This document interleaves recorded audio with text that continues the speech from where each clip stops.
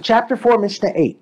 The Mishnah discusses a case similar to those of the previous Mishnah. If someone divorced his wife because he thinks that she is an Elonis, i.e. a woman whose body has not developed typical female characteristics, and who therefore cannot have children, and the husband mentioned at the time of the divorce that this was his reason for divorcing her, Rabbi Yehuda says he may not remarry her even if she is later discovered not to be an Elonos. The rabbis decreed this because in case the husband is wrong and she were to marry another man and have children, the first husband might then claim, had I known that she was not an Elonos, I never would have divorced her. Such a statement would imply that the divorce was a mistake and that her children from the second husband are mamzerim.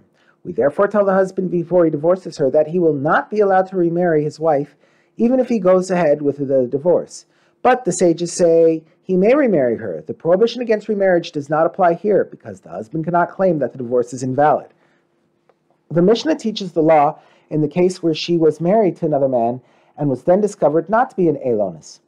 If she married another man after her first husband divorced her because he thought she was an Elonis, and she had children from the second husband, and she now demands payment of her kasuba from the first husband, claiming that since it has been proven that she was not an Elonis, she is owed her kasuba, Rabbi Yehuda said, we tell her, your silence is better for you than your speech.